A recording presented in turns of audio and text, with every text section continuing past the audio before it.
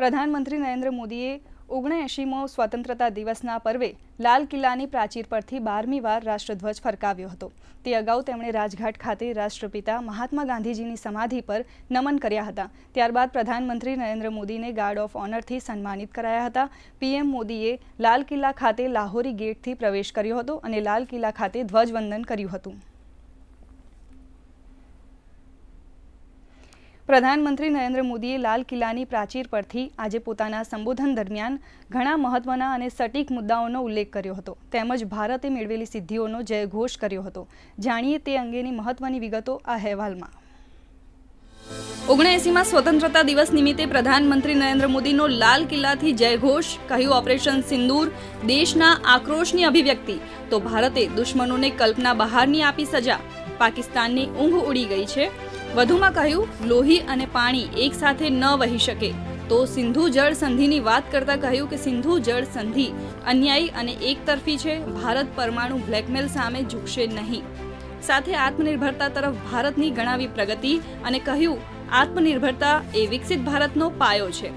દેશ સંરક્ષણ ક્ષેત્રમાં આત્મનિર્ભર બની રહ્યો છે। ઉર્જા ક્ષેત્રમાં આત્મનિર્ભરતા જરૂરી છે।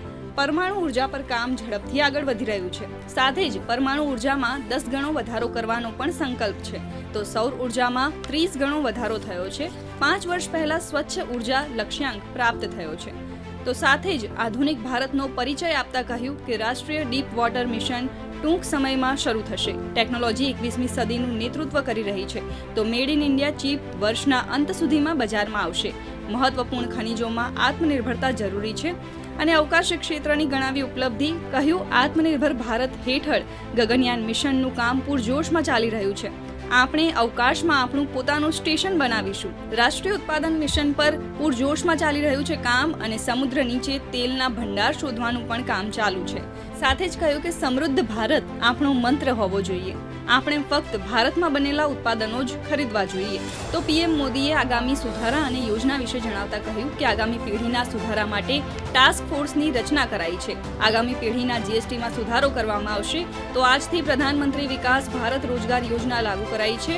યુવાનો માટે 1 લાખ કરોડ રૂપિયાની યોજના લાગુ કરવામાં આવી છે, જેનાથી 3.5 કરોડ યુવાનોને રોજગાર મળશે।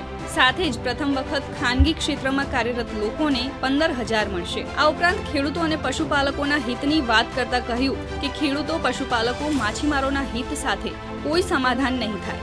ખેડૂત વિરોધી નીતિઓ સામે મોદી દિવાલની જેમ ઊભા છે। ષડયંત્ર હેઠળ વસ્તી વિષયક બાબતોમાં ફેરફાર કરવામાં આવી રહ્યો છે। હાઈ પાવર ડેમોગ્રાફી મિશન શરૂ કરાશે। તો દેશની સુરક્ષા મુદ્દે આપ્યો કડક સંદેશ, કહ્યું આપણે દેશને ઘૂસણખોરોને સોંપી શકીએ નહીં। અમે દેશને સુદર્શન ચક્ર જેવું સુરક્ષા કવચ આપીશું।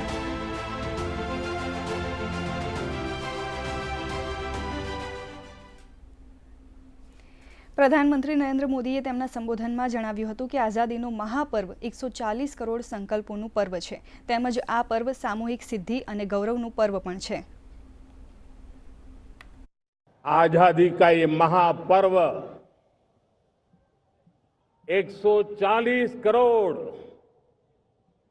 संकल्पों का पर्व है। आजादी का ये पर्व सामूहिक सिद्धियों का, गौरव का पल है और हृदय उमंग से भरा हुआ है। देश एकता की भावना को निरंतर मजबूती दे रहा है।